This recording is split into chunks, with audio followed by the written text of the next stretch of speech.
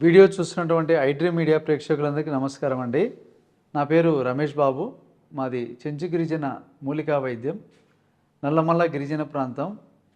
అడవిలో దొరికేటటువంటి వనమూలికలు, మన ప్రకృతిలో దొరికే మొక్కలు అవి ఏ విధంగా చేసుకోవాలి, వాటిని ఎలా మనం గమనించాలి అనేది ప్రతి ఒక్కటి ఈ యొక్క వీడియోల ద్వారా, ఛానల్ ద్వారా మీకు తెలియజేయడం జరుగుతుందండి. అయితే ఈ వీడియోలో మనము కంటి చూపుకు సంబంధించినటువంటి ఒక ఔషధం గురించి తెలుసుకుందాం.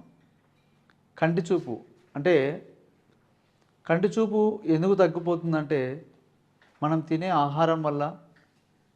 పూర్వం రోజులలో ఏం చేసేవాళ్ళంటే, ప్రకృతిలో దొరికేటటువంటి మూలికలు ఎన్నో ఉన్నాయి కాబట్టి వాటిని తెచ్చుకొని ఏ సీజన్లో మనకు ప్రకృతిలో ఏ మొక్క ఉంటుంది ఆ మొక్కలను తెచ్చుకోవడం, వాటిని కూరలాగా కానీ వేపుల్లాగా కానీ పప్పులో పెట్టుకొని తినేవాళ్ళు. కాబట్టి మనము ఇప్పుడు చెప్పుకోబోతున్నటువంటి మొక్క కంటి చూపుకు, అదేవిధంగా కంట్లో శుక్లాలు వచ్చినా, కంట్లో ఏదైనా పొరల్లాగా వచ్చి, అదేవిధంగా లాంగ్ సైటు షార్ట్ సైటు ఇట్లా వస్తాయి కదా, వీటికన్నిటికీ చక్కగా ఉపయోగపడేటటువంటి మొక్క, అందరికీ తెలిసినటువంటి మొక్క మునగ చెట్టు యొక్క ఆకులు, అదేవిధంగా పూలు అన్నీ తీసుకోవచ్చు. ఈ విధంగా మునగ ఆకులు, పూలు ఇట్లా తెచ్చుకొని బాగా నీట్గా వీటిని మనము ఒకటి పప్పులోనే పెట్టుకోవచ్చు, లేకపోతే దీన్ని వేపుడులాగా చేసుకొని రొట్టెలైనా తినచ్చు. ఇప్పుడు ఈ విధంగా రెగ్యులర్గా అందరికి తెలిసి ఉండొచ్చు. ఇలా కాకుండా మనకు కంటిన్యూగా ఒక కోర్సు లాగా వాడాలన్నా, ఇప్పుడు ఈ యొక్క కంటి సమస్యలు ఏమేమి ఉంటాయంటే, ఒకటి కంట్లో శుక్లాలు కానీ, కంట్లో పొరల్లాగా రావడము, ఇట్లా రేచీకటి కానీ, అదేవిధంగా కంటి బలం తగ్గిపోయి దూరం చూపు దగ్గర చూపు తగ్గిపోవడం, ఇట్లా వస్తుంది కదా సమస్య. వాటికి మనం ఔషధంలాగా తయారు చేసుకోవాలా, బాగా పవర్ఫుల్గా మందు ఉండాలంటే ఈ యొక్క మునగ పూలు, దాని ఆకులు తెచ్చుకొని నీడలోనే ఆరబెట్టుకోవాలి. నీడలో ఆరబెట్టుకొని పొడి తయారు చేసుకోవాలి. ఈ పొడి తయారు చేసుకున్నాక వీటిని ఏం చేయాలంటే, ఈ పొడిని మనం ఒక 100 గ్రాములు చూర్ణం అయితే, మంచి తేనె, ఒరిజినల్ తేనె తీసుకొని, తేనె కొద్దిగా దానికి సరిపోయినంత తేనె తీసుకొని దానిలో వేయాలి. వేసి బాగా కలపాలి. ఇది ఒక ప్రాసెస్. లేదు అంటే మనం కలకండ ఉంటుంది, కండ చక్కెర, కలకండ తీసుకొని, కలకండ అంటే మనకు ఈ విధంగా కలకండ, ఇట్లా కండ చక్కెర కలకండ అంటుంది దీన్ని. ఈ విధంగా కలకండ తీసుకొని ఒక 100 గ్రాములు చూర్ణం అయితే, కనీసం అంటే ఒక 100 గ్రాములు కలకండ తీసుకొని ముందుగా ఏం చేయాలంటే ఒక బౌల్ తీసుకోవాలి. బౌల్ తీసుకొని అందులో కొద్దిగా నీళ్ళు పోయాలి. నీళ్ళు పోసి చిన్న మంట మీద బాగా ఉడకాల. చిన్న మంట మీద బాగా ఉడికినాక అది బాగా బాయిల్ అయిపోయి నీళ్ళు అప్పుడే మనకు కొత్తని బాగా ఉడుకుతాయి అన్నమాట, బాగా బుగ్గల్లా వస్తాయి. అప్పుడు బాగా వేడి మీద ఉన్నప్పుడు ఈ కండ చక్కెర చూర్ణం తయారు చేసి పెట్టుకోవాలి పౌడర్ లాగా. ఆ పౌడరు అందులో వేసేసేయాలి. వేసి బాగా మనం స్పూన్తో కలుపుతూ ఉంటే అదేమవుతుందంటే ఒక మిశ్రమంలాగా, మన జిలేబీ పాకు కదా ఎట్లయితుందో ఒక పాకులాగా తయారవుతుంది అనమాట. ఆ పాకు అయిన తర్వాత ఆ పాకులో ఏం చేయాలంటే, ఇప్పుడు మనం ఆల్రెడీ మునగ పూలు, మునగ ఆకు అంతా తెచ్చి పెట్టుకుంటాం కదా, తెచ్చి బాగా నీళ్ళలో బాగా కడిగి నీడలో వేస్తే బాగా ఒక పట్ట మీద బాగా ఆరుతుంది. ఆరినాక దాన్ని ఏం చేయాలంటే ఒక రోట్లో బాగా కొద్దిగా లైట్గా దంచి దాన్ని మిక్సీలో పొడి పట్టుకోవాలి. పొడి పట్టుకొని జల్లెడతో మెత్తగా మనకు అరిగిపోయేటట్టుగా చేసుకోవాలి. అది చిన్న జల్లెడ కానీ లేకపోతే బట్టలో కానీ వేసి బాగా మెత్తగా, అంటే మెత్తని పౌడర్ వస్తుంది. ఆ పౌడర్ ఒక 100 గ్రాములు తీసుకొని ఆల్రెడీ మనం పాకు తయారు చేసినాం కదా, ఆ పాకులో వేసేసుకోవాలి. వేసేసి కొద్దిగా బాగా కలపాలి. కలిపినామంటే ఆ వేడి మీద బాగా కలుస్తుంది. కలిసినాక దాన్ని మనం కొద్దిగా వేడి అయినాక బాగా అంతా కలిసిపోయినాక దాన్ని పక్కకు దించుకొని పొయ్యి మీద నుంచి, దీన్ని ఏం చేయాలంటే, మీరు ఒకవేళ తయారు చేసేటప్పుడు మట్టి పాత్ర తీసుకోండి. న్యాచురల్గా ఔషధం కూడా బాగుంటుంది. మట్టితో చేసినటువంటి ఆ యొక్క వస్తువులో మనం ఏదైనా మందు చేసుకున్నా కూడా ప్రకృతి పరంగా చాలా ఆరోగ్యం కూడా బాగుంటుంది అనమాట. మట్టి ద్వారా మనకు వచ్చేటటువంటి ఆ యొక్క ఔషధ బలం.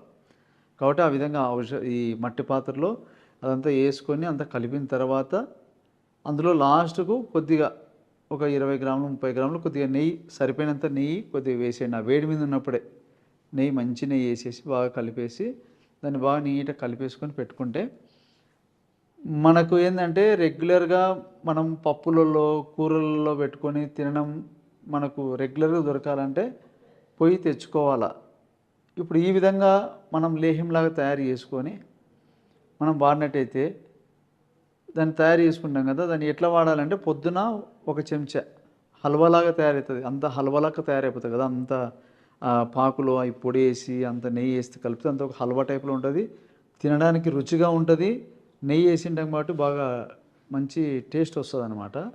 కాబట్టి నెయ్యి బలమే, తేనె బలమే, మునగ ఆకులు పూలతో తయారు చేసిన ఇది మూలికలు కూడా కాంబినేషన్ కూడా బలమే. కాబట్టి ఇదంతా తయారు చేసిన ఔషధం ఇంకా బలం. కాబట్టి దీన్ని పొద్దున ఒక స్పూను, సాయంత్రం ఒక స్పూను. ఒకవేళ కంటి సమస్యలు వచ్చిన వాళ్ళైతే పొద్దున సాయంత్రం తినాలా.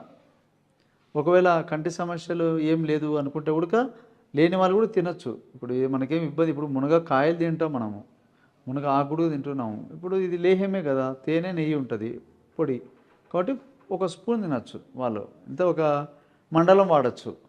ప్రాబ్లం లేని వాళ్ళకు ఎప్పుడైనా కానీ ఏ మందు అంటే మందుకు సంబంధించినట్టు ఏదైనా తినాలన్నా కూడా 41 డేస్ చేయాలి కోర్సు. 41 డేస్ చేసినట్టయితే వాళ్ళకి మళ్ళీ ఆ సంవత్సరం అంతా, ఆ సంవత్సరం కాకపోయినా మళ్ళీ కొన్నేళ్ళ వరకైనా కానీ వాళ్ళ కంటి చూపు ఉంటుంది. ఏమంటే మామూలుగా రెగ్యులర్గా తింటుండాలి అప్పుడప్పుడు ఈ మునగాకు, పొండగంటాకు, తెల్ల గలిజరు, ఇవి ఎట్లాంటివన్నీ పప్పులో కానీ వేసుకొని తినడము, కూరలాగా తినడము అట్లా చేస్తూ ఉంటే కంటికి బలము.